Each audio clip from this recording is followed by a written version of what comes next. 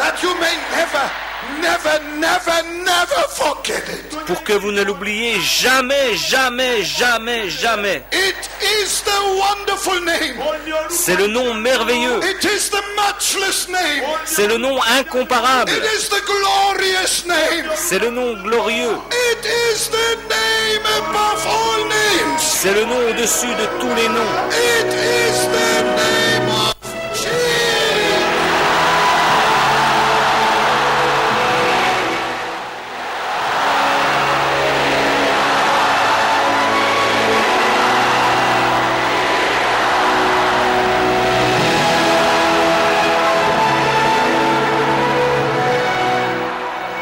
Car il n'y a sous le ciel aucun autre nom donné parmi les hommes par lequel nous devions être sauvés.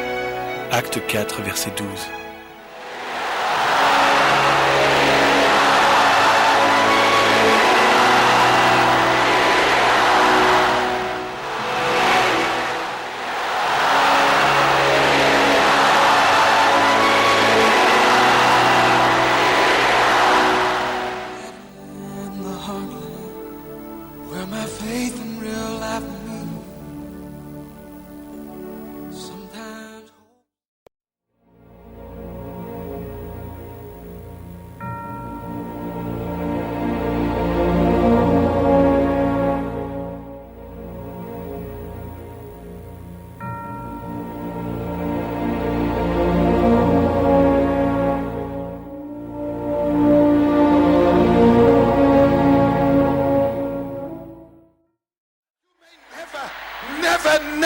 Never forget it. Pour que vous ne l'oubliez jamais, jamais, jamais, jamais. It is the wonderful name.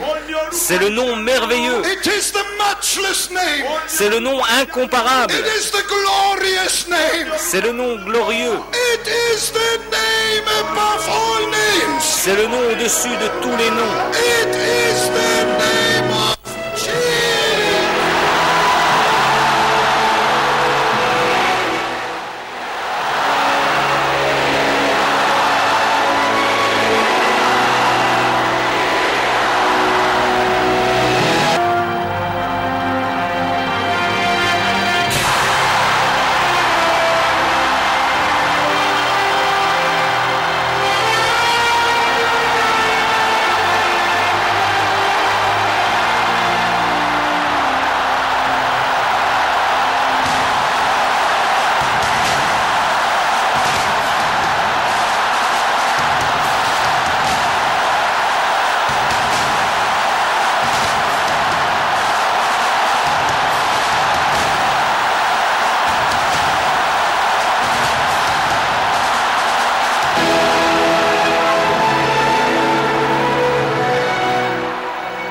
Car il n'y a sous le ciel aucun autre nom donné parmi les hommes par lequel nous devions être sauvés.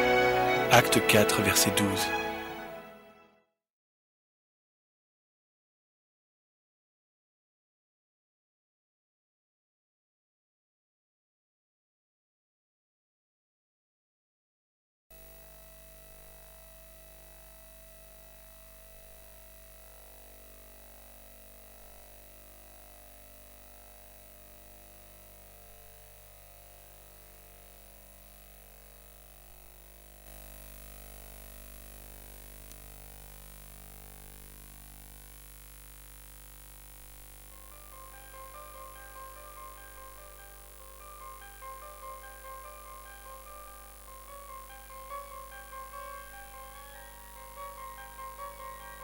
Par l'Apocalypse illustré, une artiste désire vous montrer les visions fantastiques décrites de façon vivante dans le livre de l'Apocalypse.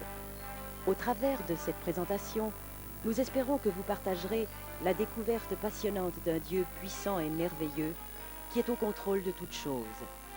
Apocalypse illustré a été réalisé pour glorifier le Seigneur alors que sa parole est vue et entendue.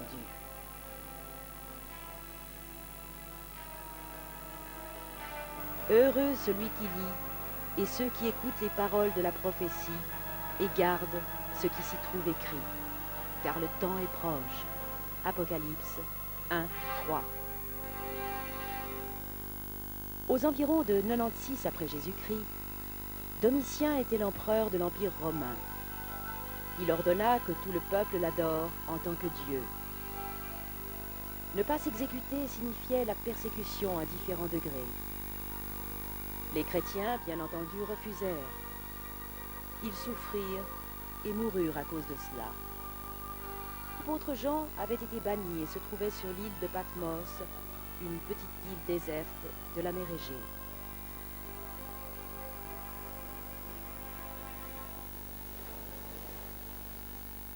Pendant son exil, Jean reçut ce message de promesses merveilleuses destiné à tout le peuple de Dieu, du 1er siècle jusqu'à la fin des temps.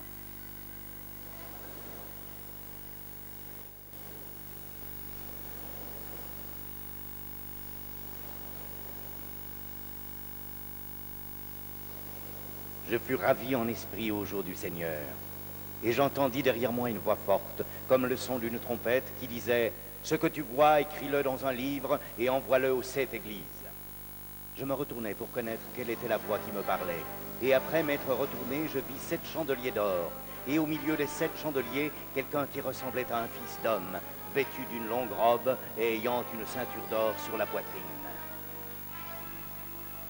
Sa tête et ses cheveux étaient blancs comme de la laine blanche, comme de la neige. Ses yeux étaient comme une flamme de feu. Ses pieds étaient semblables à de l'airain ardent, comme s'il eût été embrasé dans une fournaise. Et sa voix était comme le bruit de grandes eaux. Il avait dans sa main droite 7 étoiles. De sa bouche sortait une épée aiguë à 2 tranchants. Et son visage était comme le soleil lorsqu'il brille dans sa force. Quand je le vis, je tombai à ses pieds comme mort. Il posa sur moi sa main droite en disant « Ne crains point, je suis le premier et le dernier et le vivant. J'étais mort et voici je suis vivant au siècle des siècles. Je tiens les clés de la mort et du séjour des morts. Écris donc les choses que tu as vues et celles qui sont et celles qui doivent arriver après elles. Quant au mystère des 7 étoiles que tu as vues dans ma main droite et aux 7 chandeliers d'or, les 7 étoiles sont les anges des 7 églises et les 7 chandeliers sont les 7 églises. »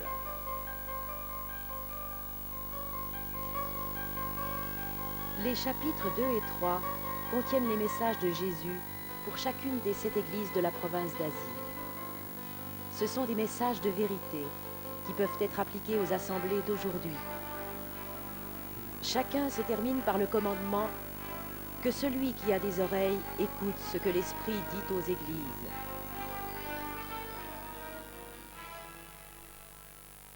Après cela, je regardai, et voici, une porte était ouverte dans le ciel. La première voix que j'avais entendue, comme le son d'une trompette, et qui me parlait, dit « Monte ici et je te ferai voir ce qui doit arriver dans la suite. » Aussitôt, je fus ravi en l'esprit. Et voici, il y avait un trône dans le ciel, et sur ce trône, quelqu'un était assis. Celui qui était assis avait l'aspect d'une pierre de jaspe et de sardoine. Et le trône était environné d'un arc-en-ciel semblable à l'émeraude. Autour du trône, je vis 24 trônes, et sur ces trônes, 24 vieillards assis, revêtus de vêtements blancs, et sur leurs têtes des couronnes d'or. Du trône sortent des éclairs, des voix et des tonnerres. Devant le trône brûlent 7 lampes ardentes, qui sont les 7 esprits de Dieu. Il y a encore devant le trône comme une mer de verre, semblable à du cristal. Au milieu du trône et autour du trône, il y a 4 êtres vivants remplis d'yeux devant et derrière. Le premier être vivant est semblable à un lion. Le deuxième être vivant est semblable à un veau. Le troisième être vivant a la face d'un homme. Et le quatrième être vivant est semblable à un aigle qui vole.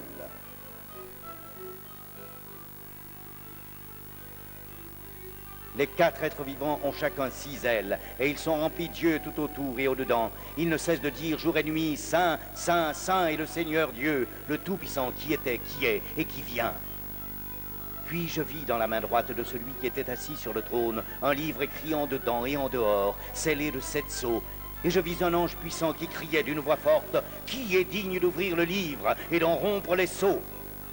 Et personne dans le ciel, ni sur la terre, ni sous la terre, ne put ouvrir le livre, ni le regarder. Et je pleurais beaucoup de ce que personne ne fut trouvé digne d'ouvrir le livre, ni de le regarder. Et l'un des vieillards me dit, ne pleure point. Voici, le lion de la tribu de Juda, le rejeton de David, a vaincu pour ouvrir le livre et ses 7 sceaux. Et je vis au milieu du trône et des 4 êtres vivants et au milieu des vieillards, un agneau qui était là comme immolé. Il avait 7 cornes et 7 yeux, qui sont les 7 esprits de Dieu envoyés par toute la terre. Il vint et il prit le livre de la main droite de celui qui était assis sur le trône. Quand il eut pris le livre, les 4 êtres vivants et les 24 vieillards se prosternèrent devant l'agneau. Et ils chantaient un cantique nouveau. Tu es digne de prendre le livre et d'en ouvrir les sceaux, car tu as été immolé et tu as racheté pour Dieu par ton sang des hommes de toute tribu, de toute langue, de tout peuple et de toute nation. Tu as fait d'eux un royaume et des sacrificateurs pour notre Dieu, et ils régneront sur la terre. Je regardais et j'entendis la voix de beaucoup d'anges autour du trône et des êtres vivants et des vieillards. Ils chantaient d'une voix forte.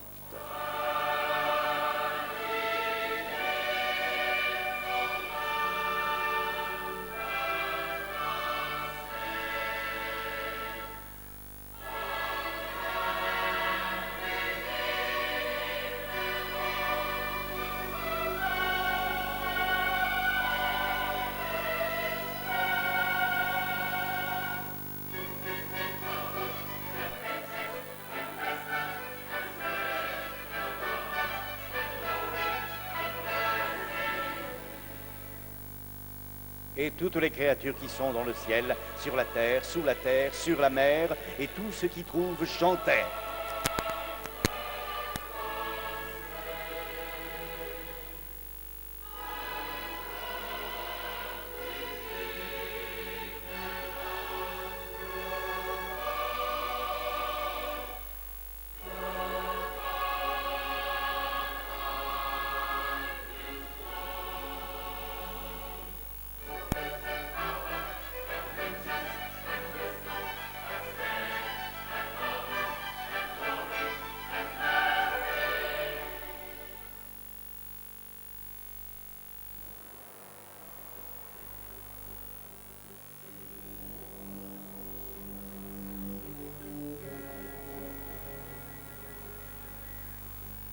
Je regardais quand l'agneau ouvrit un des 7 sceaux et j'entendis l'un des 4 êtres vivants qui disait comme d'une voix de tonnerre, « Viens !»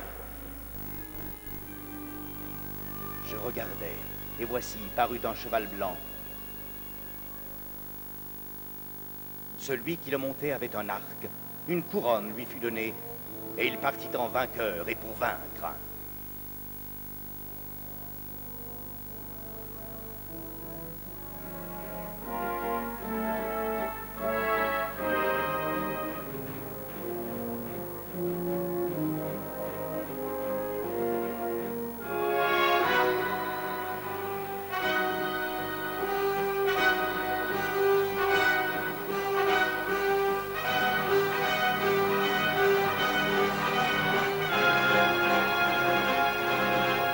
Quand il ouvrit le second sceau, j'entendis le second être vivant qui disait « Viens !» Et il sortit un autre cheval roux. Celui qui le montait reçut le pouvoir d'enlever la paix de la terre, afin que les hommes s'égorgeassent les uns les autres, et une grande épée lui fut donnée.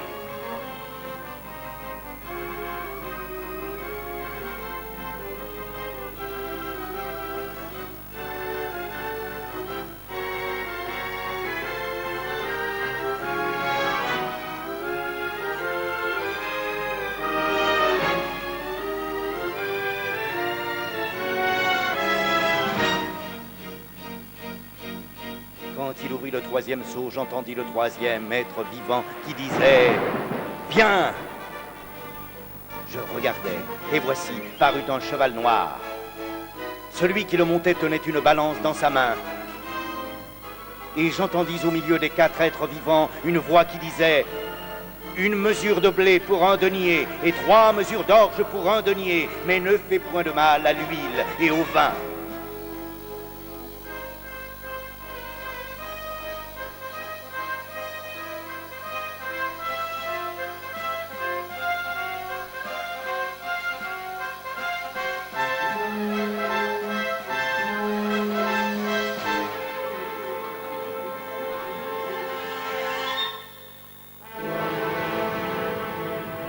Quand il ouvrit le quatrième sceau, j'entendis la voix du quatrième être vivant qui disait « Viens !» Je regardai, et voici parut un cheval d'une couleur pâle. Celui qui le montait se nommait la mort, et le séjour des morts l'accompagnait. Le pouvoir leur fut donné sur le quart de la terre pour faire périr les hommes par l'épée, par la famine, par la mortalité et par les bêtes sauvages de la terre.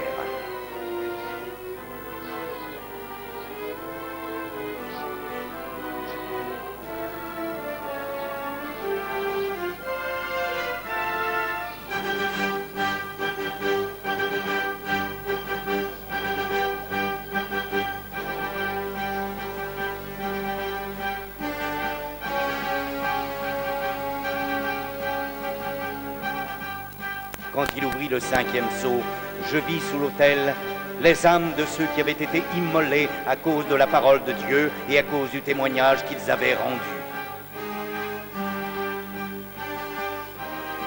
Ils crièrent d'une voix forte en disant « Jusqu'à quand, Maître saint et véritable, tardes-tu à juger et à tirer vengeance de notre sang sur les habitants de la terre ?» Une robe blanche fut donnée à chacun d'eux, et il leur fut dit de se tenir en repos quelque temps encore, jusqu'à ce que fût complet le nombre de leurs compagnons de service et de leurs frères qui devaient être mis à mort comme eux.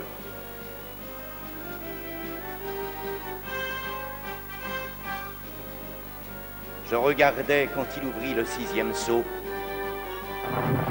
et il y eut un grand tremblement de terre.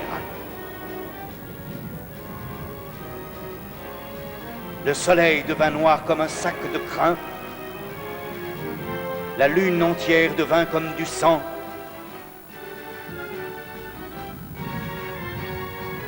Et les étoiles du ciel tombèrent sur la terre, comme lorsqu'un figuier secoué par un vent violent jette ses figues vertes.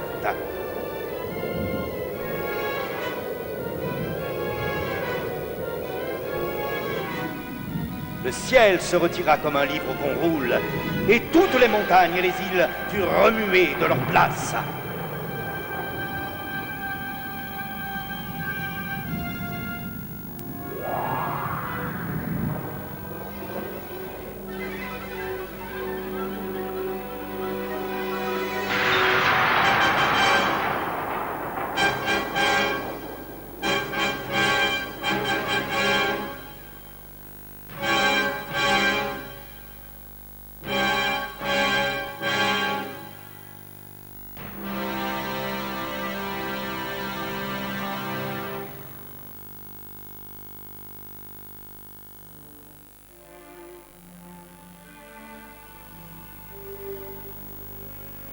L'ouverture du septième sceau amènera des désastres pires encore sur la terre.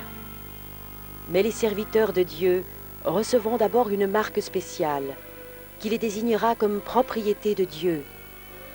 144 000 personnes de toutes les tribus d'Israël, ainsi qu'une grande multitude que personne ne pourra compter, de toute nation, de toute tribu, de tout peuple et de toute langue.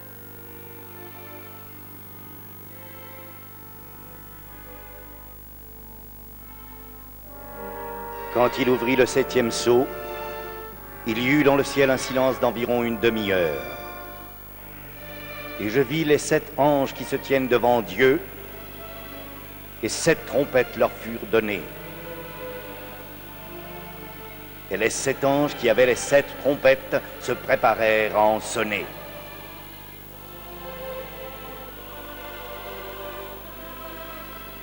Lorsque chaque ange sonnera de sa trompette, des jugements supplémentaires tomberont sur la terre et ses habitants. Ils détruiront terriblement le sol, la mer et toutes les créatures vivantes. Mais les personnes avec cette marque spéciale, le sceau de Dieu, seront épargnées. Le reste de l'humanité, qui ne sera pas décimée par ces fléaux, refusera encore de se repentir et de se tourner vers Dieu. Je vis un autre ange puissant qui descendait du ciel, enveloppé d'une nuée. Au-dessus de sa tête était l'arc-en-ciel. et son visage était comme le soleil, et ses pieds comme des colonnes de feu. Il tenait dans sa main un petit livre ouvert. Il posa son pied droit sur la mer et son pied gauche sur la terre, et il cria d'une voix forte, comme rugit un lion. Quand il cria, les 7 tonnerres firent entendre leur voix. Et quand les 7 tonnerres eurent fait entendre leur voix, j'allais écrire, et j'entendis du ciel une voix qui disait « Scelle ce qu'ont dit les 7 tonnerres, et ne l'écris pas. »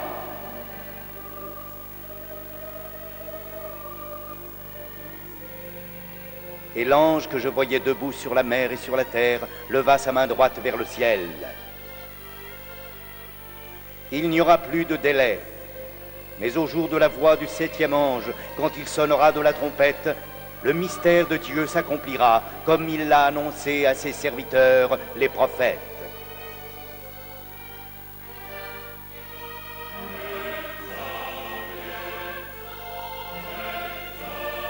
Et la voix que j'avais entendue du ciel me parla de nouveau et dit « Va, prends le petit livre ouvert dans la main de l'ange qui se tient debout sur la mer et sur la terre. » Et l'ange me dit « Prends-le et avale-le. Il sera amer à tes entrailles, mais dans ta bouche il sera doux comme du miel. » Je pris le petit livre de la main de l'ange et je l'avalai.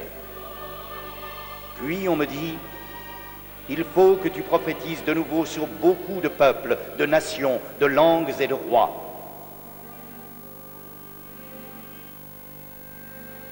On me donna un roseau semblable à une verge en disant « Lève-toi et mesure le temple de Dieu, l'autel et ceux qui y adorent.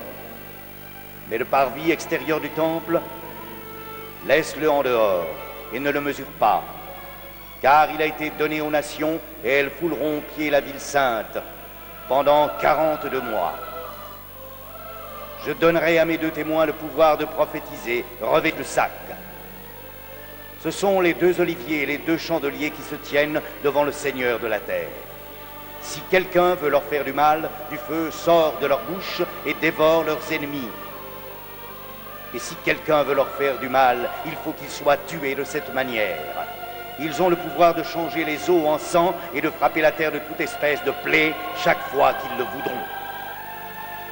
Lorsque les 2 témoins auront achevé leur témoignage, la bête qui monte de l'abîme leur fera la guerre et les tuera. Mais après 3 jours et demi, Dieu les ressuscitera et les enlèvera au ciel sous les yeux de leurs ennemis. Le 7e ange sonna de la trompette. Et il y eut dans le ciel de fortes voix qui disaient « Le royaume du monde est remis à notre Seigneur et à son Christ, et il régnera au siècle des siècles. » Et le temple de Dieu dans le ciel fut ouvert, et l'arche de son alliance apparut dans son temple. Et il y eut des éclairs, des voix, des tonnerres, un tremblement de terre et une forte grêle.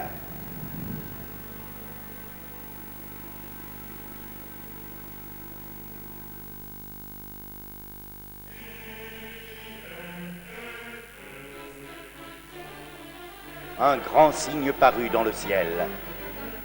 Une femme enveloppée du soleil, la lune sous ses pieds et une couronne de 12 étoiles sur sa tête. Elle était enceinte et elle criait, étant en travail et dans les douleurs de l'enfantement. Un autre signe parut encore dans le ciel, et voici, c'était un grand dragon rouge, ayant 7 têtes et 10 cornes, et sur ses têtes 7 diadèmes. Sa queue entraînait le tiers des étoiles du ciel et les jetait sur la terre. Le dragon se tint devant la femme qui allait enfanter afin de dévorer son enfant lorsqu'elle aurait enfanté. Et il enfanta un fils qui doit paître toutes les nations avec une verge de fer. Et son enfant fut enlevé vers Dieu et vers son trône. Et la femme s'enfuit dans le désert, où elle avait un lieu préparé par Dieu, afin qu'elle y fût nourrie. Et il y eut guerre dans le ciel. Michel et ses anges combattirent contre le dragon. et le dragon et ses anges combattirent. Mais ils ne furent pas les plus forts, et leur place ne fut plus trouvée dans le ciel.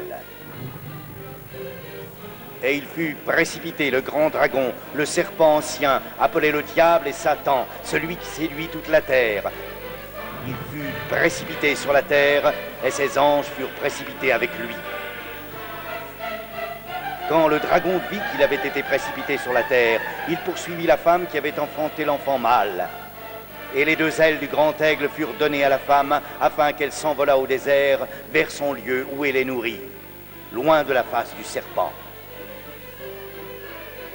Et de sa bouche, le serpent lança de l'eau comme un fleuve derrière la femme, afin de l'entraîner par le fleuve.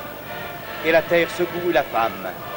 Et la terre ouvrit sa bouche et engloutit le fleuve que le dragon avait lancé de sa bouche. Et le dragon fut irrité contre la femme, et il s'en alla faire la guerre au reste de sa postérité, à ceux qui gardent les commandements de Dieu et qui ont le témoignage de Jésus.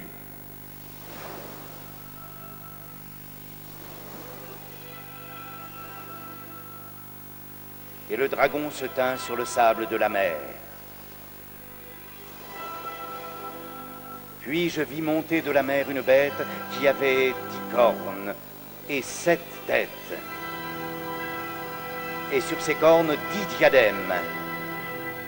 Et sur ses têtes des noms de blasphème. La bête que je vis était semblable à un léopard.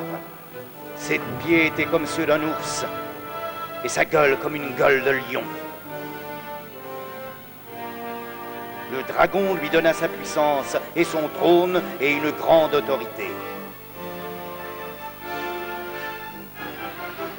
Et je vis l'une de ses têtes comme blessée à mort. Mais sa blessure mortelle fut guérie. Et toute la terre était dans l'admiration derrière la bête. Et ils adorèrent le dragon parce qu'il avait donné l'autorité à la bête. Et ils adorèrent la bête en disant: qui est semblable à la bête et qui peut combattre contre elle? Puis je vis monter de la terre une autre bête qui avait 2 cornes semblables à celles d'un agneau et qui parlait comme un dragon. Elle exerçait toute l'autorité de la première bête en sa présence. Elle faisait que la terre et ses habitants adoraient la première bête dont la blessure mortelle avait été guérie. Elle opérait de grands prodiges, même jusqu'à faire descendre du feu du ciel sur la terre à la vue des hommes. Et elle séduisait les habitants de la terre par les prodiges qui lui étaient donnés d'opérer en présence de la bête. Il ordonna aux habitants de la terre de faire une image à la bête qui avait la blessure de l'épée et qui vivait. Et il lui fut donné d'animer l'image de la bête afin que l'image de la bête parlât et qu'elle fit que tous ceux qui n'adoraient pas l'image de la bête fussent tués.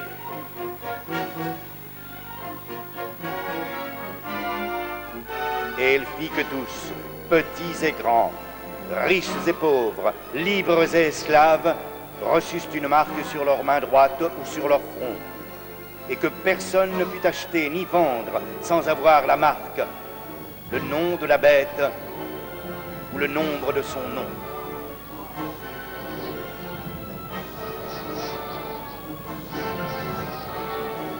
C'est ici la sagesse.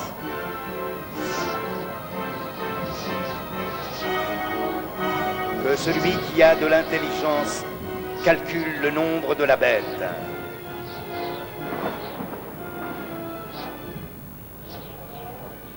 Car c'est un nombre d'hommes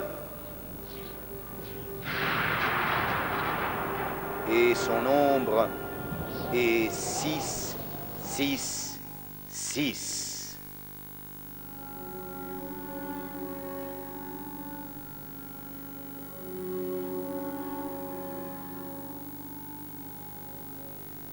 Et je vis comme une mer de verre mêlée de feu.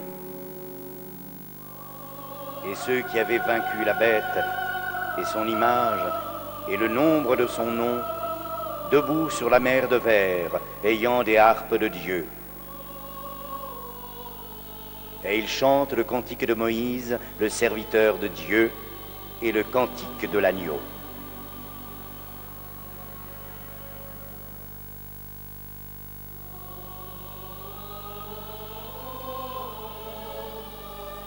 Après cela, je regardai, et le temple du tabernacle du témoignage fut ouvert dans le ciel. Les 7 anges qui tenaient les 7 fléaux sortirent du temple.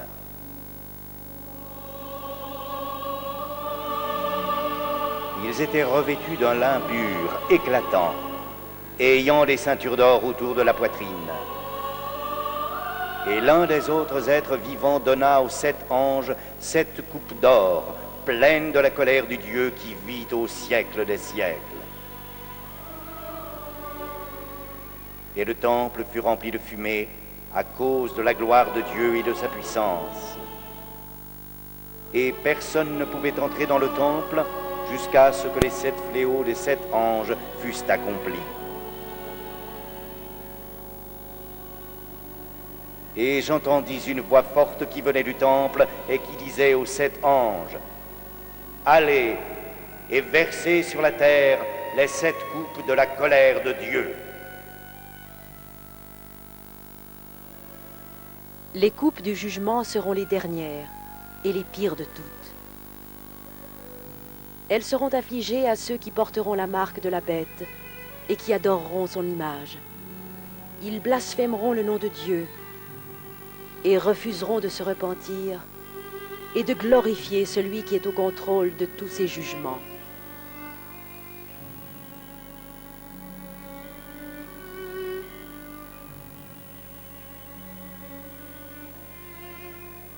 Lorsque le dernier ange versa sa coupe, une voix venant du trône dit « C'en est fait ».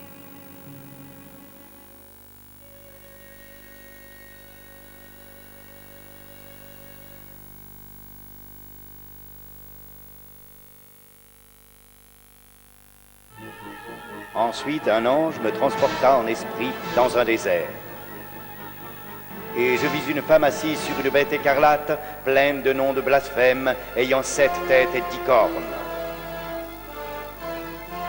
Cette femme était vêtue de pourpre et d'écarlate, et parée d'or, de pierres précieuses et de perles. Elle tenait dans sa main une coupe d'or remplie d'abominations et des impuretés de sa prostitution.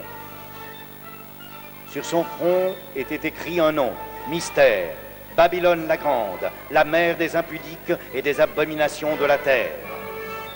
Et je vis cette femme ivre du sang des saints et du sang des témoins de Jésus. Et j'entendis du ciel une autre voix qui disait « Sortez du milieu d'elle, mon peuple, afin que vous ne participiez point à ses péchés et que vous n'ayez point de part à ses fléaux. Car ses péchés se sont accumulés jusqu'au ciel, et Dieu s'est souvenu de ses iniquités. Payez-la comme elle a payé, et rendez-lui au double selon ses œuvres. Dans la coupe où elle a versé, versez-lui au double. Autant elle s'est glorifiée et plongée dans le luxe, autant donnez-lui de tourments et de deuil. Parce qu'elle dit en son cœur, je suis assise en reine, je ne suis point veuve, et je ne verrai point de deuil. À cause de cela, en un même jour, ces fléaux arriveront, la mort, le deuil et la famine, et elle sera consumée par le feu, car il est puissant, le Seigneur Dieu qui l'a jugé.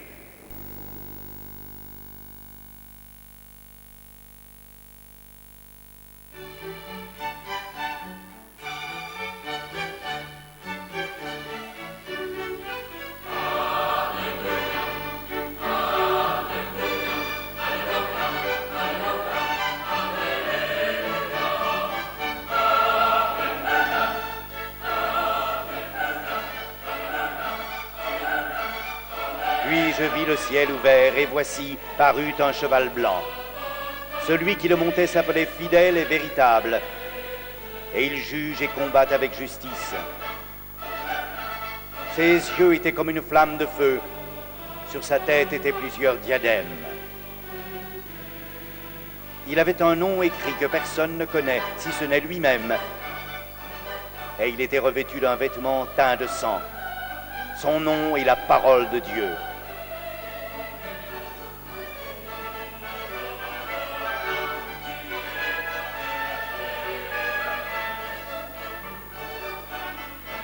Les armées qui sont dans le ciel le suivaient sur des chevaux blancs, revêtus d'un fin lin blanc pur.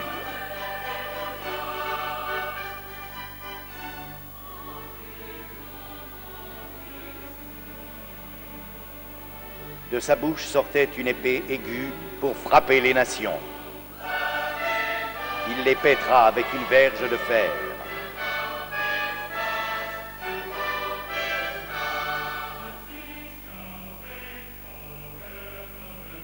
Et il foulera la cuve du vin de l'ardente colère du Dieu Tout-Puissant.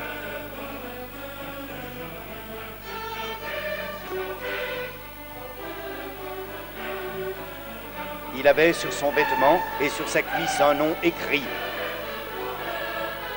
Roi des rois et Seigneur des seigneurs.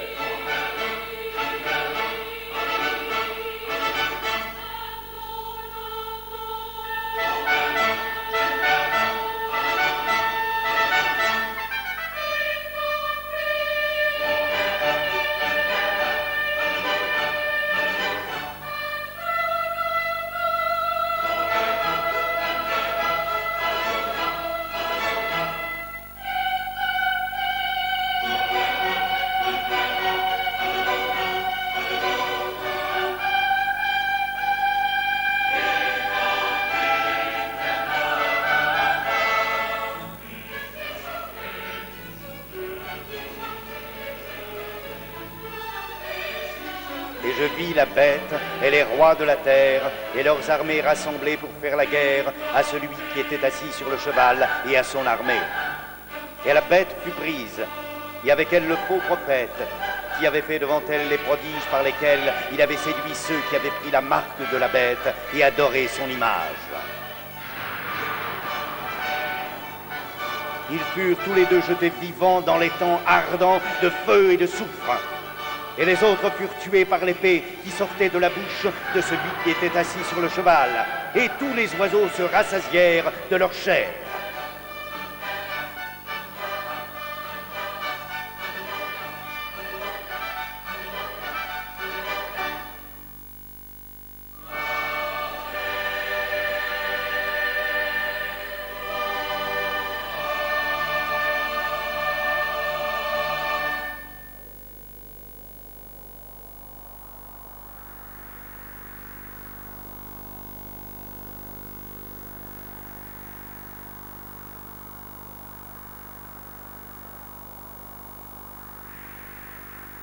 Puis je vis descendre du ciel un ange qui avait la clé de l'abîme et une grande chaîne dans sa main. Il saisit le dragon, le serpent ancien, qui est le diable et Satan, et il le lia pour 1000 ans.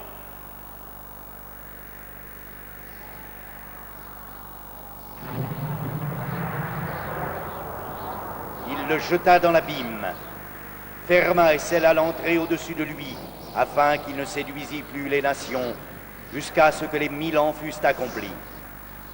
Quand les 1000 ans seront accomplis, Satan sera relâché de sa prison, et il sortira pour séduire les nations qui sont aux 4 coins de la terre, Gog et Magog, afin de les rassembler pour la guerre. Leur nombre est comme le sable de la mer. Et ils montèrent sur la surface de la terre, et ils investirent le camp des saints et la ville bien-aimée. Mais un feu descendit du ciel et les dévora, et le diable, qui les séduisait, fut jeté dans les camps de feu et de soufre, où sont la bête et le faux prophète. Ils seront tourmentés jour et nuit, au siècle des siècles.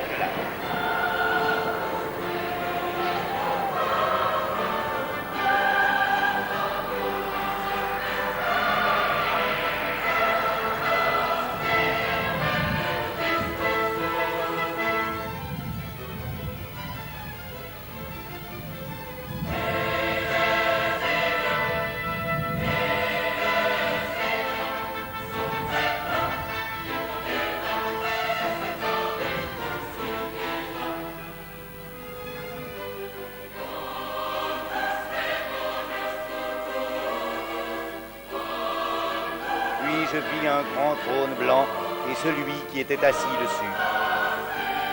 La terre et le ciel s'enfuirent devant sa face, et il ne fut plus trouvé de place pour eux. Et je vis les morts, les grands et les petits qui se tenaient devant le trône. Des livres furent ouverts. Et un autre livre fut ouvert, celui qui est le livre de la vie. Et les morts furent jugés selon leurs œuvres, d'après ce qui était écrit dans ces livres. Quiconque ne fut pas trouvé écrit dans le livre de vie fut jeté dans les temps de feu.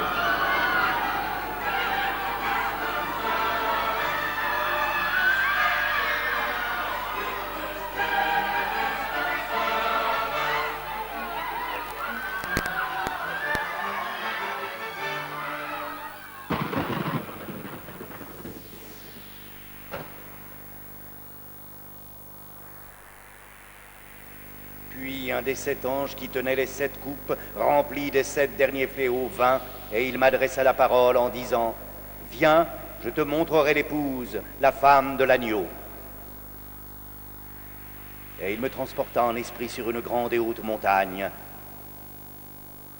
Et il me montra la ville sainte, Jérusalem, qui descendait du ciel auprès de Dieu, ayant la gloire de Dieu. Son éclat était semblable à celui d'une pierre très précieuse, d'une pierre de jaspe transparente comme du cristal.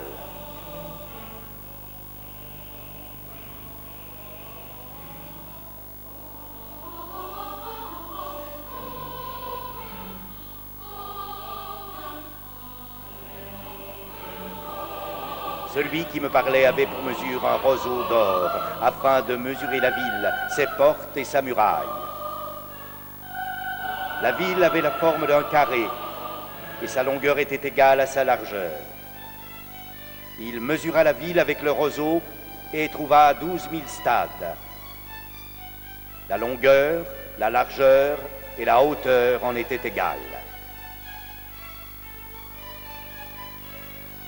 La muraille était construite en jaspe, et la ville était d'or pur, semblable à du verre pur. Les fondements de la muraille de la ville étaient ornés de pierres précieuses de toute espèce. Les 12 portes étaient 12 perles. Chaque porte était d'une seule perle. La place de la ville était d'or pur, comme du verre transparent.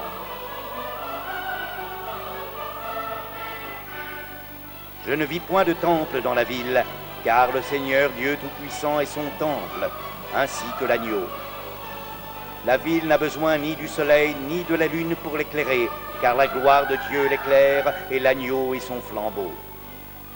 Il n'entrera chez elle rien de souillé, ni personne qui se livre à l'abomination et au mensonge. Il n'entrera que ceux qui sont écrits dans le livre de vie de l'agneau.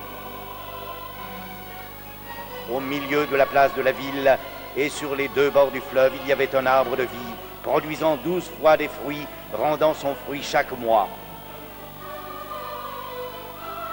Il n'y aura plus d'anathème, il n'y aura plus de nuit.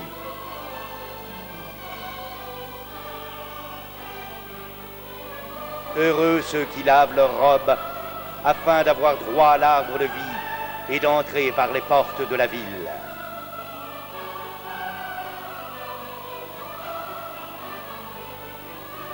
Et j'entendis du trône une voix forte qui disait, « Voici le tabernacle de Dieu avec les hommes. Il habitera avec eux, ils seront son peuple, et Dieu lui-même sera avec eux. Il essuiera toute larme de leurs yeux, et la mort ne sera plus.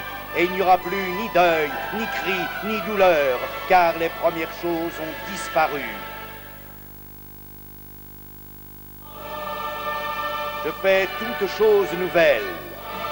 Oui, je viens bientôt.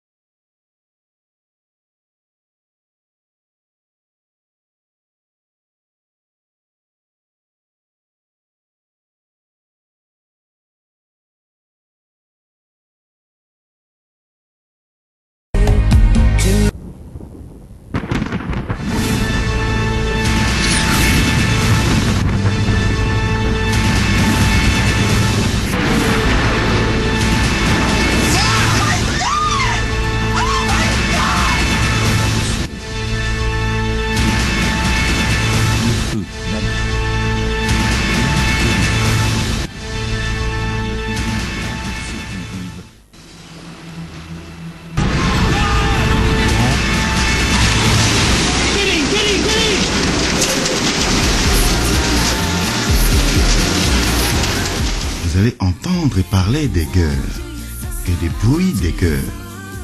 Gardez-vous de vous alarmer, car cela doit arriver. Mais ce ne sera pas encore la fin.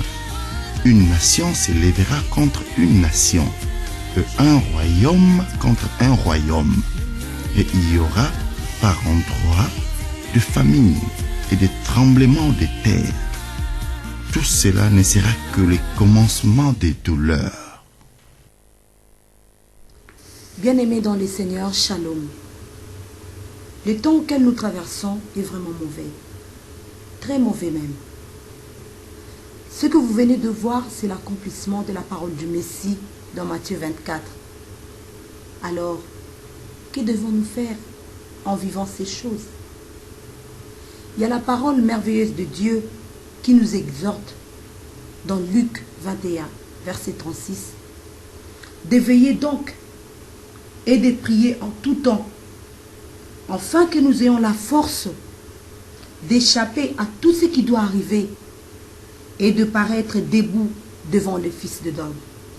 Sachons lire les signes du temps, raison pour laquelle nous devons toujours glorifier le Seigneur en toutes circonstances, le louer, l'exalter, l'adorer. Que mon âme exalte Adonai. Que mon souffle exalte Elohim. Exaltons-le.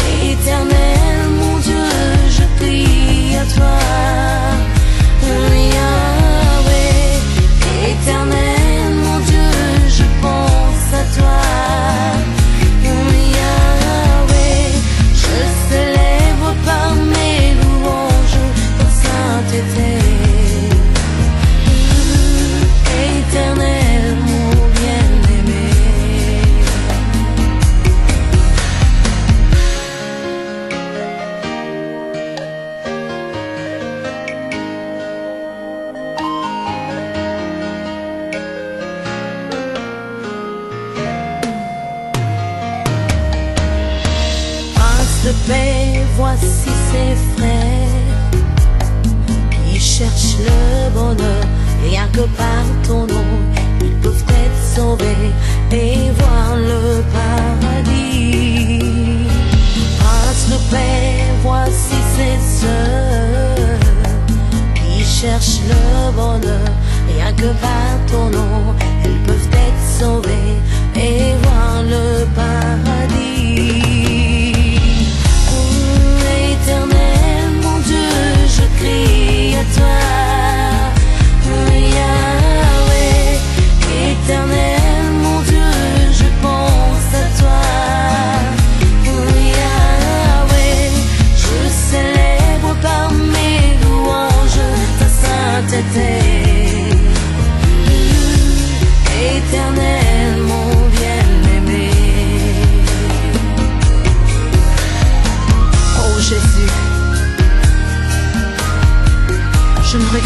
jamais de t'avoir choisi dans ma vie.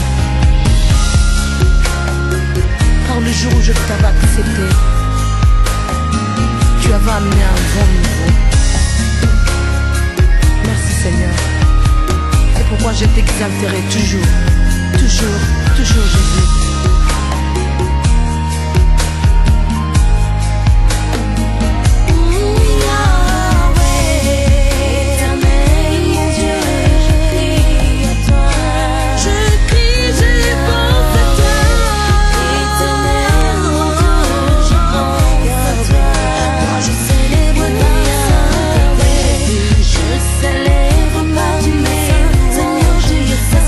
Toi tu es saint,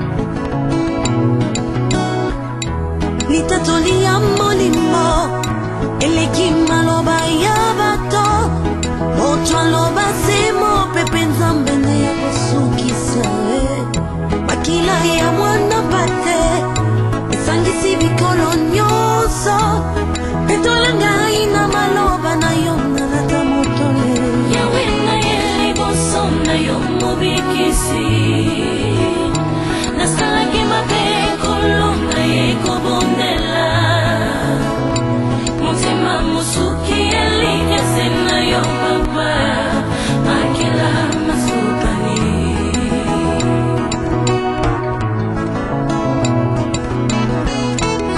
nazwa chance teo ya kobotama mwana mokonzi nazwa pe chance teo ya kobotama mwana na sise baninga nazwa sengolu ya kobenga maleki na yesu yaya aleki makasi koleka bakonzi nyonso na se ye akofandisa ngai pemenya bakonzi ya mokili pe akokomisa ngai esikanakana kiteko komae na ye liboso na yo mobikisi nasalaki mabe kolo na ye kobondela motema mosuki elikese na yo papa makila masopani yawe na ye liboso na yo mobikisi nasalaki mabe kolo na ye kobondela motema mosuki elikese na yo papa makila masopani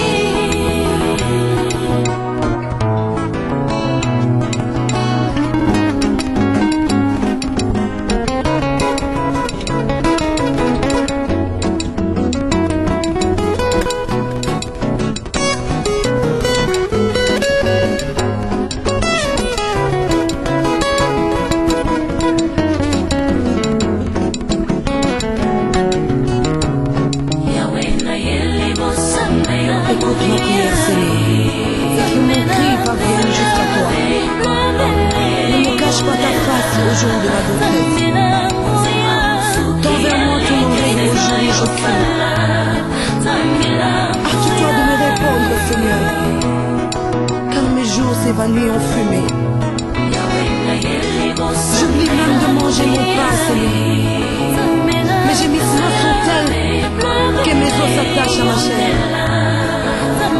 Je ressemble au fabricant du désert, comme les chanteurs des ruines. Je suis comme l'oiseau solitaire sur un toit. Oh Jésus.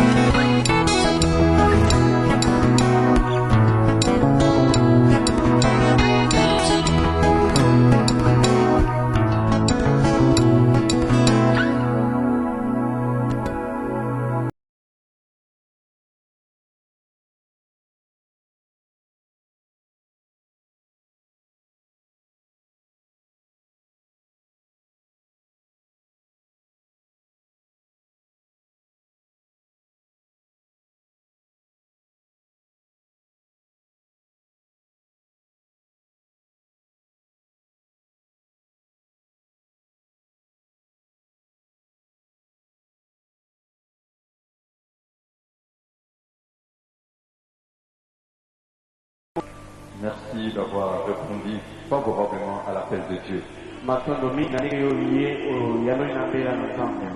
Bien-aimé, ce n'est pas un fait de hasard.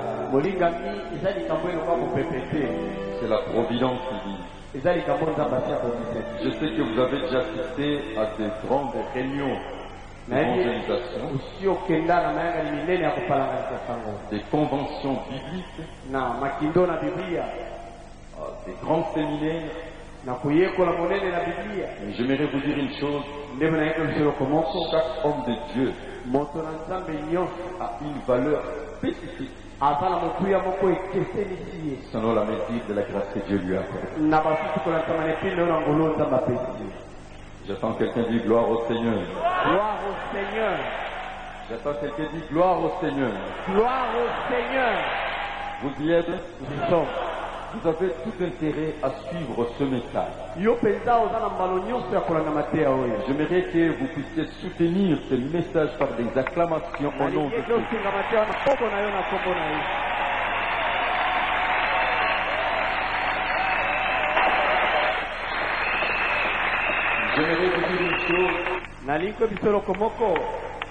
Quand Dieu choisit quelqu'un, c'est par sa grâce.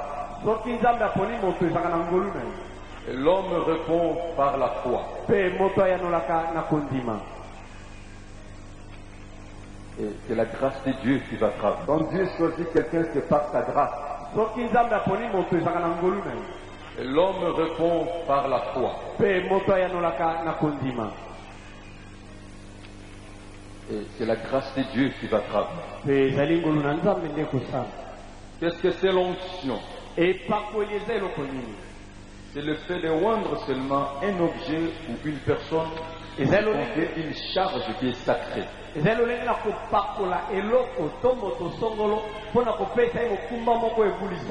Chaque onction a une cause.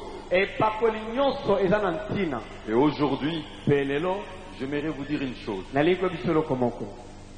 J'aimerais que le Saint-Esprit parle par moi.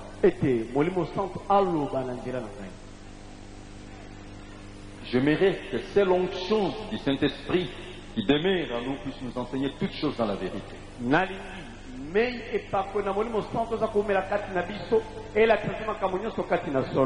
Je reconnais une seule chose. Rien n'est impossible à Dieu. Rien n'est impossible à Dieu. Ce qui est impossible aux hommes est possible à Dieu. Je m'adresse à tous les aveugles qui sont ici. Je m'adresse à tous les paralytiques. Je m'adresse à tous les muets et les sourds. Je m'adresse à tous ceux qui sont malades. Ceux qui ont des fardeaux. Je m'adresse à tous ceux qui sont sous l'emprise des forces du mal. Jésus-Christ est l'unique sauveur et Seigneur, il est le véritable Dieu. Il est le même hier. Je m'adresse à tous ceux qui ont le fardeau. Écoute-moi très bien. Écoutez la voix de Dieu à travers ce message. Je sais que tu es ensorcelé. Ils ont dit que tu mourras. Mais Dieu te dit ta vie est cachée dans le lieu céleste en Jésus-Christ. Par toi, Dieu va manifester sa gloire. Pourquoi cela? En aucun jour le ténèbre aura de l'avantage sur la lumière. En aucun jour. Et je vais vous donner la révélation. La lumière a de la valeur si les ténèbres existent. Si les ténèbres n'existent pas, la lumière n'aura pas de l'avantage. Alors votre problème donne de l'avantage à la lumière parce que Dieu va confirmer sa parole par des signes, par des prodiges et des miracles.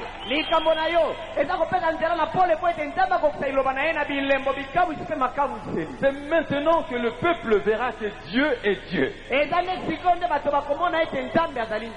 La médecine t'a condamné. Mais Dieu va opérer des grands miracles. Afin que tout le monde sache que Dieu est Dieu. Alors j'aimerais te dire une chose. Tout est possible à celui qui croit. Alors dis c'est possible. C'est possible. Dis c'est possible. C'est possible. Tout est possible à celui qui croit. Est-ce que vous croyez? Vous y croyez fermement? Je vais poser la question. Parce que toi, ça peut commencer tout de suite là. Vous y croyez fermement?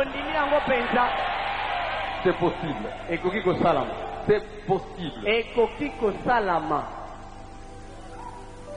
Tu peux lâcher tes béquilles. C'est possible. Et tu peux te mettre debout et commencer à marcher. C'est possible.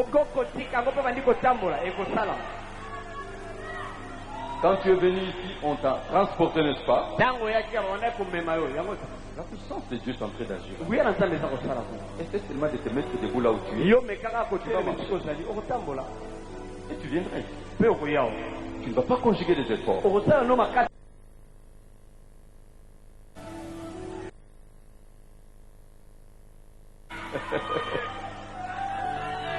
Ça commence déjà. Il est merveilleux. Dieu nous aime beaucoup.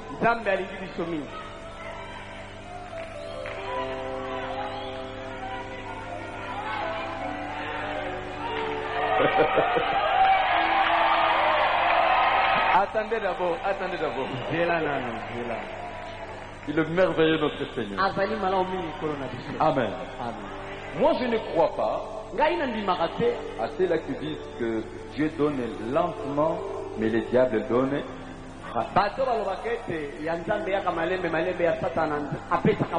Ce verset-là n'existe pas. Parce que tout est possible à celui qui croit. Si c'était comme ça, Moïse ne pouvait pas confronter le magicien. Je ne crois pas à ceux qui disent que la puissance des ténèbres peut détruire les enfants de Dieu.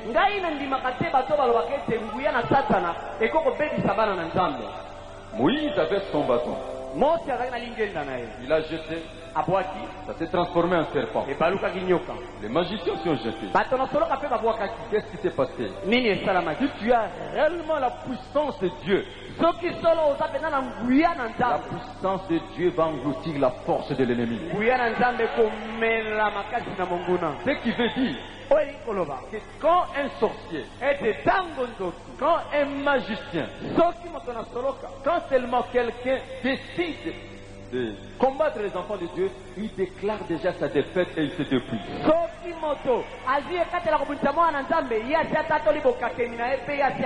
La preuve en est qu'il dit: je vous donne l'autorité de marcher sur le scorpion, sur le serpent et sur toute la puissance de l'ennemi.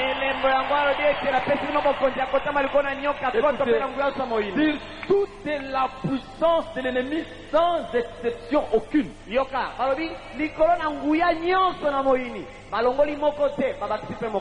il ajoute: et rien ne pourra vous nuire.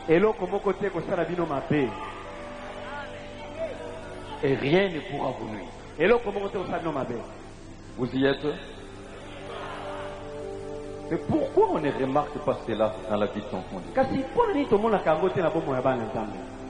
À cause d'une seule chose que je vais vous dire aujourd'hui.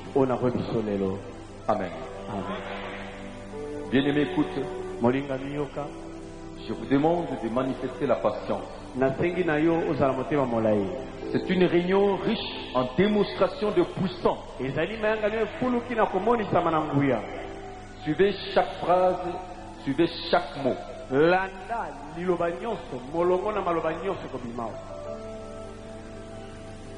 Tout est accompli sur la croix. Et la Bible déclare qu'il te soit fait selon ta foi. Le plus grand problème, c'est quoi? C'est la façon dont nous a prêché Christ. Je crois au miracle. Mais le plus grand miracle, c'est le salut de l'homme.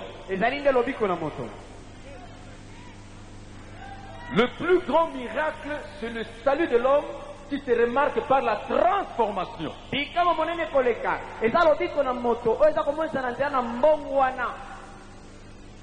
Dans notre nation et à travers le monde, la plupart de ceux-là qui se déclarent peuple de Dieu se sont convertis en Christ. Ils croient en Jésus-Christ comme l'unique sauveur et Seigneur. Comme le véritable Dieu. Mais ils ne se sont pas répandus.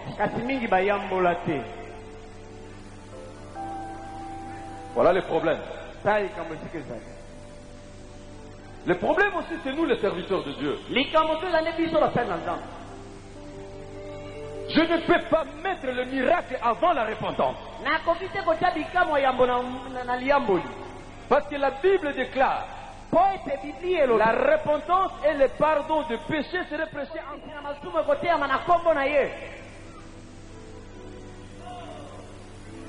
Dites Amen. Amen. Parce que Dieu doit commencer d'abord par nous pardonner. Il doit commencer par se réconcilier avec nous en Jésus-Christ. Alors comme Christ s'est chargé de sa croix,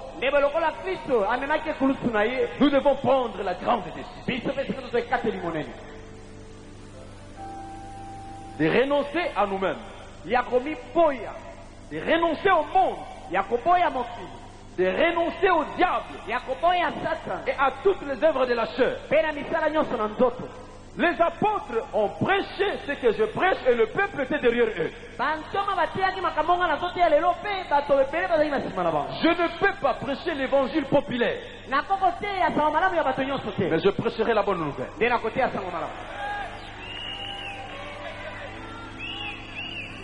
Alléluia. Amen. C'est la vérité.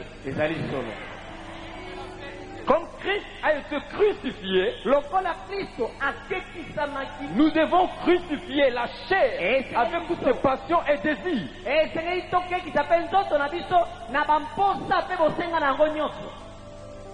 Vous me suivez très bien? Je vais vous donner un exemple.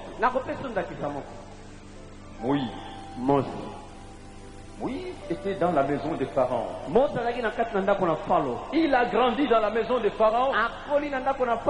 Mais la Bible dit un jour, quand il a eu la prise de conscience qu'il n'est pas égyptien, il a décidé de tout laisser et d'aller rencontrer ses frères. C'est ton jour aujourd'hui. C'est ton jour. L'apôtre Paul dit, des choses que j'ai considérées comme de grandes valeurs devant moi, je les ai regardées néant pour embrasser Christ. La preuve, quand Moïse est allé dans le désert, il devait se dépouiller. Il a aidé les filles de Jéthro, qui deviendra son beau-père. Mais qu'est-ce que ces filles ont dit? Un Égyptien nous a aidés. J'ouvre un dialogue avec vous. Est-ce que Moïse était un Égyptien? Moïse était un Égyptien? Répondez-moi, il était un Égyptien? Mais pourquoi ils ont dit un Égyptien nous a aidés? Par quoi? Par sa langue? Par sa coiffure? Par son habillement? L'évangile qui ne transforme pas n'est pas l'évangile.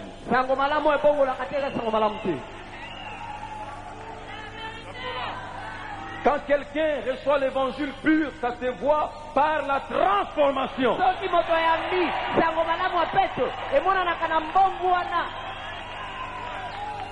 C'est le premier miracle que Dieu opère. Quand Christ vient habiter dans notre cœur, on n'aura plus la soif du monde. On aura seulement la faim de la parole et la soif du Saint-Esprit. La Bible déclare, c'est lui qui aime le monde. L'amour du Père n'est point en lui. Le monde passe et sa convoitise. Mais la parole de Dieu demeure éternelle. Dites Amen, gloire au Seigneur. Amen. C'est pour cela, bien-aimé, comme Christ était mort, nous devons mourir avec lui. Et où? Par les baptêmes. La Bible dit, celui qui n'est né pas d'eau, on commence par l'eau. et d'esprit, il ne peut pas hériter le royaume des cieux. Si vous avez accepté de mourir avec Christ, ce que Christ a fait sur la croix doit se remarquer dans votre vie par le baptême au nom de Jésus-Christ et dans l'eau qui coule.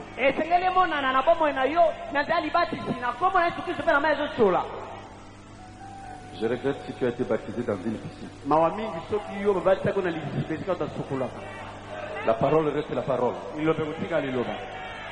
Elle est révélée.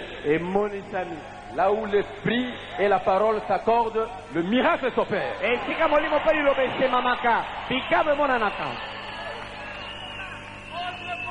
Nous devons mourir. La Bible dit, vous serez baptisés au nom de Jésus pour.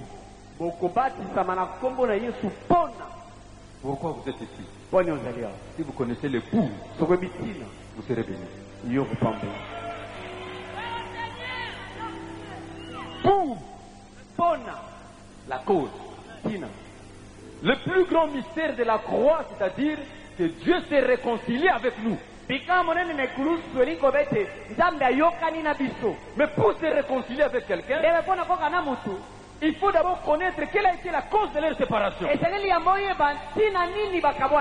Si la cause de séparation n'est pas traitée, ce qui veut dire qu'il n'y a pas réconciliation. Changez votre message, homme de Dieu. Prêche la vérité. Insiste sur la vérité. Dieu te bénisse. Pour se réconcilier, nous devons d'abord faire la lecture correcte et juste de ce qui nous a séparés. Celui qui a tort, il doit reconnaître que j'ai tort. Et comme Dieu a raison, nous devons reconnaître devant lui nos péchés. C'est alors que nous devons confesser nos péchés mot par mot tel que nous l'avons connu.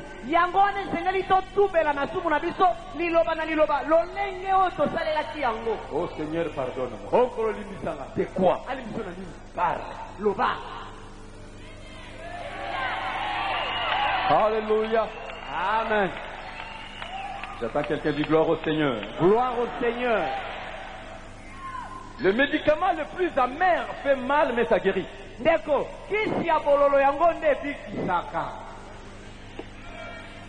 Suis-je devenu votre ennemi en vous disant la vérité? Soutenez-moi pas d'exclamation.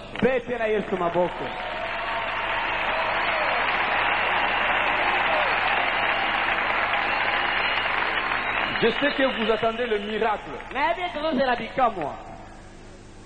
Mais avant le miracle, je suis un messager de la bonne nouvelle. Et je t'apporte la parole pure.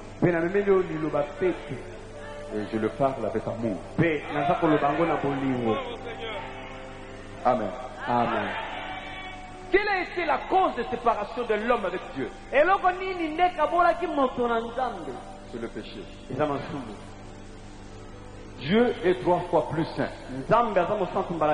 Il ne peut jamais cohabiter avec les mains. Dieu est saint. Dieu est saint. Dieu est saint. Dieu est saint. Et comme Dieu est 3 fois plus saint, la justice doit se manifester. Et la justice c'est quoi? Il doit juger et condamner tout mal. C'est pour cela. La justice ne condamne que par l'emprisonnement, par les amendes ou la peine capitale. Mais comme la justice de Dieu ne pardonne pas, il faut que le coupable soit puni. C'est pour cela lui-même Dieu, il a payé le prix. Parce qu'il ne peut pas dépasser sa parole.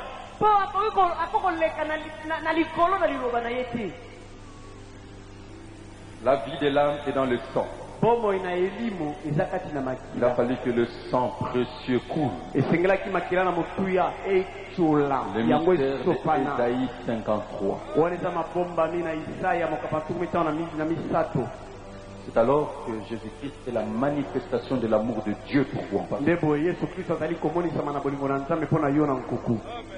Par sa mort, il nous a libérés. Il a été ressuscité pour notre justification. Alors, la première chose, nous devons l'accepter comme notre unique sauveur et Seigneur. Nous devons croire et confesser. Et la deuxième chose, nous devons nous repentir sincèrement. Bien-aimé, alors c'est quand Dieu pardonne, c'est alors que le prédicateur aura l'ouverture. Je vous dis que la plus grande faiblesse des démons, c'est quand l'homme revient à Dieu par la repentance sincère.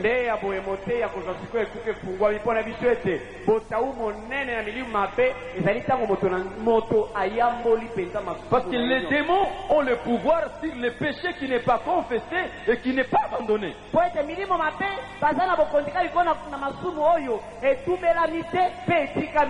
Si dans l'Ancien Testament, Dieu ne pouvait pas prendre les conséquences des péchés. Parce que moi je ne crois pas à ces prédicateurs qui disent que tu peux confesser, abandonner, mais les conséquences des péchés peuvent te suivre. Mais de quel Dieu? Ça c'est l'ancienne alliance où le sang de bouc, de taureau ne pouvait pas effacer le péché.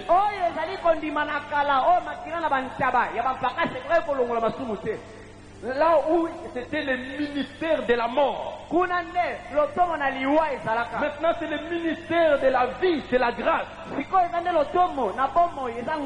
Si Dieu vous pardonne et que les conséquences continuent, il n'a rien fait. Christ n'est pas mort sur la croix. Quand Dieu pardonne, il efface. Il efface. Et quand il efface, il oublie. C'est pour cela aucun homme ne peut me rappeler les péchés que Dieu m'a pardonné. Et quand Dieu pardonne, maintenant le Saint-Esprit vient. Je n'ai pas besoin de crier pour que l'onction descende. Il va ouvrir les yeux des aveugles. Il va guérir. Il va libérer. Les chaînes seront brisées. Et je vous dis, la gloire ancienne n'était pas une gloire. Mais cette fois-ci, parce que Dieu va te bénir, afin que tout le monde voit qu'il est Dieu. Voilà le message que je vous apporte. Comme Christ était mort, nous devons mourir. Comme il a été ressuscité, nous devons ressusciter pour marcher à nos côtés de vie. Et alors, dis-moi, après la résurrection du Seigneur, quel est l'obstacle qui pouvait l'arrêter? Si quelqu'un est en Christ, est une nouvelle créature.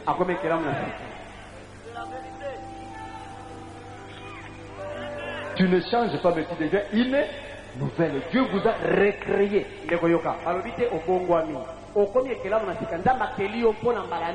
Vous allez me parler des conséquences des péchés des parents. Mais la Bible dit, à tous ceux qui l'ont reçu, il leur a donné le pouvoir de devenir enfants de Dieu. Ils sont nés, non de la volonté de la chair. Où est le sang de mon père? Ni de sang. Mais ils sont engendrés par la parole de Dieu. Et Dieu vous a fait le premier de ses créatures. Maintenant, vous ne pouvez vivre que les conséquences de la parole de Dieu.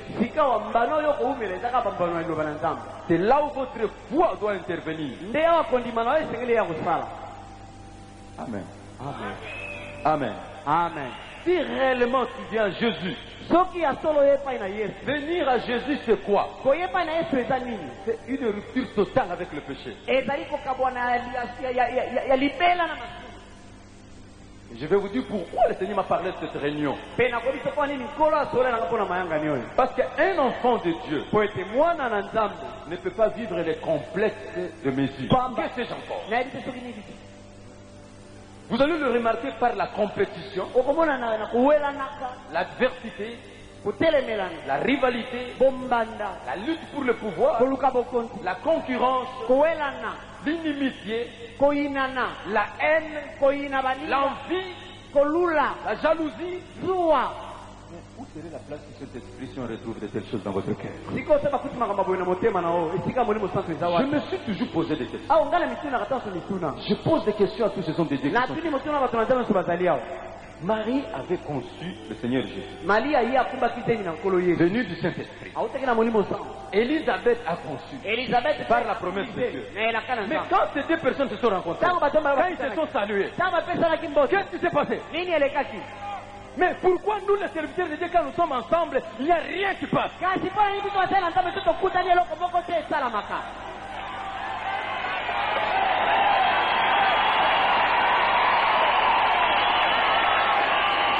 Alléluia. Amen. Mais si réellement j'ai le Saint-Esprit, quand je prêche ici, ceux qui ont le Saint-Esprit sentent que ça brûle dans leur cœur. Il y a des gens qui veulent même se mettre debout et commencer à marcher. Quand ils se sont rencontrés, la Bible dit à l'intérieur, quelque chose s'est passé. Si j'ai l'onction, tu as l'onction, quand on se rencontre, c'est l'explosion. Voilà la véritable vie. Parce que ce qui est en toi, le ministère que tu as reçu, ça vient de Dieu. Et c'est Dieu, c'est mon Dieu. L'onction que tu as reçue, ça vient de Dieu.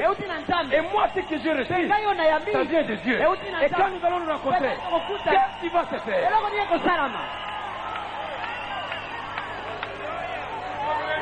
Alléluia. Amen. Le cœur.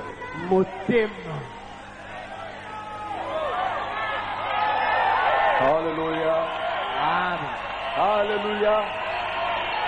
Je me suis toujours posé des questions. Si je suis rempli du Saint-Esprit, quand mon frère parle, je ne vais pas le corriger. Mon âme dit Amen. Parce que ce qu'il dit vient de l'Esprit. C'est lui qui est rempli du Saint-Esprit, ne reçoit pas ce qui vient de l'homme. Ce qui vient de l'homme, ça ne nous dit rien. Mais si c'est la parole, si cette parole est pure, ça touchera son âme. Amen. Amen. C'est extraordinaire.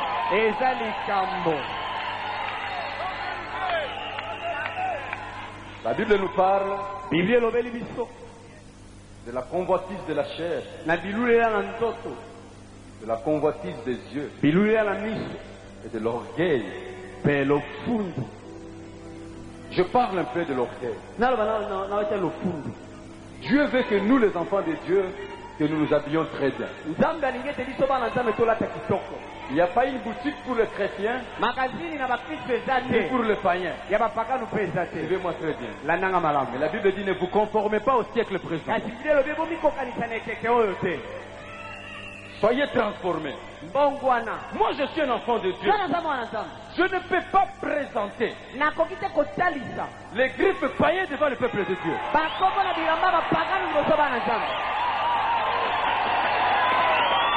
Jamais.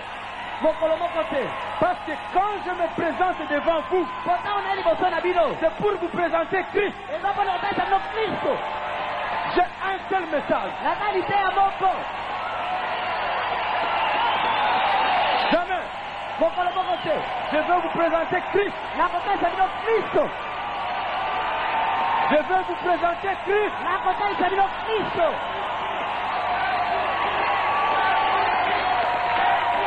Dites Amen.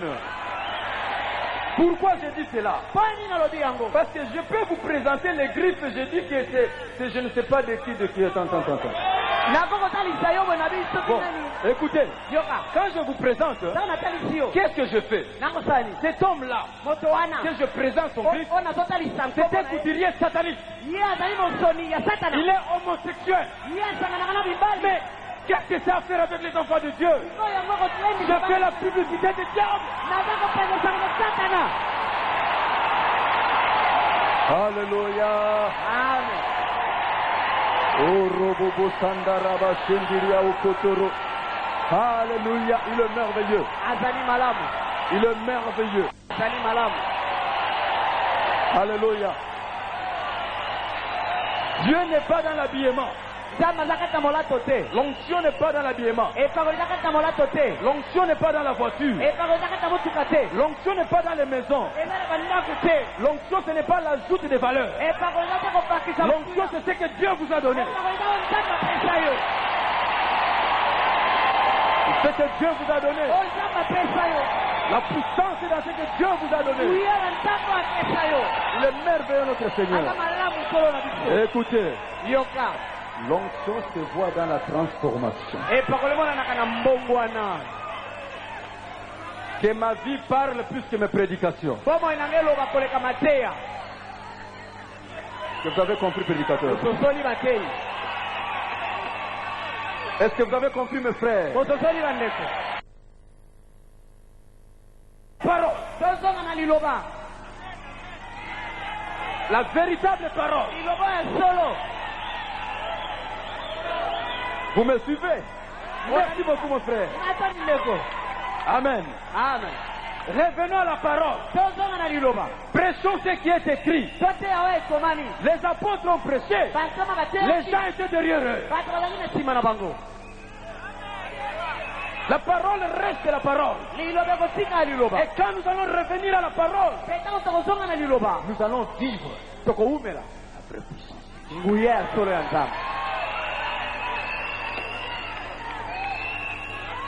Amen.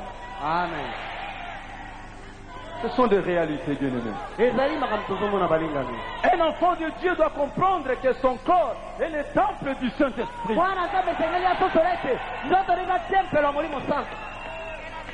Vous pouvez m'accorder encore 5 minutes? Je n'ai pas encore ouvert la Bible. Si l'Esprit veut que ça soit comme ça, gloire au Seigneur. Bien-aimé, dans l'Ancien Testament, Dieu était parmi son peuple dans les tabernacles.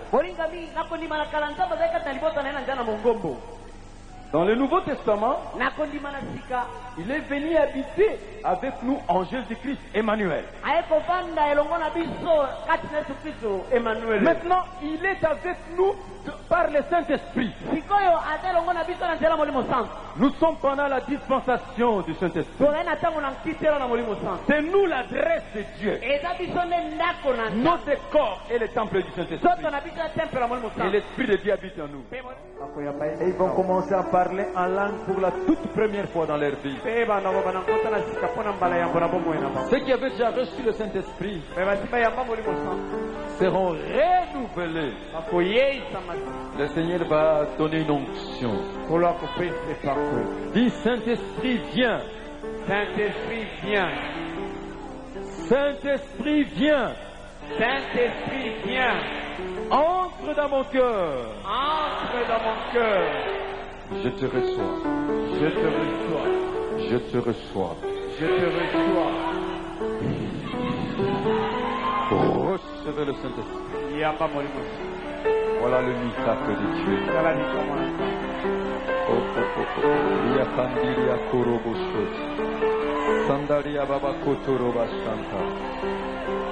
Au nom de Jésus-Christ, recevez le Saint-Esprit.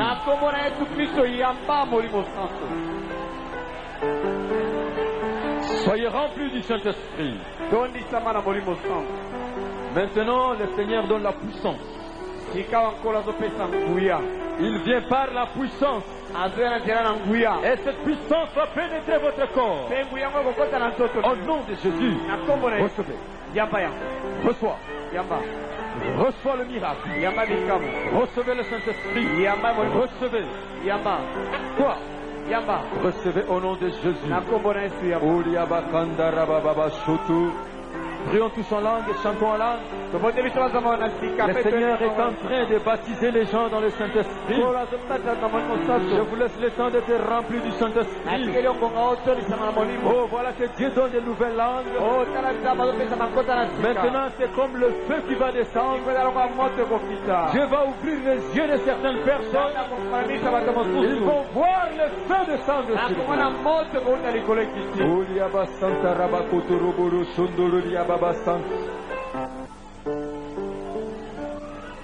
En vertu de l'onction que tu m'as donnée,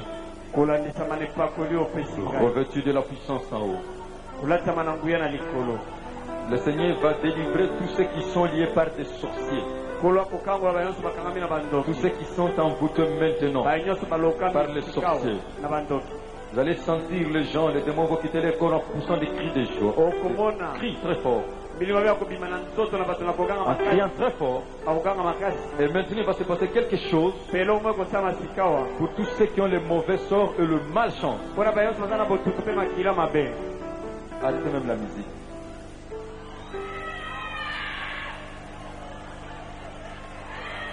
Yes.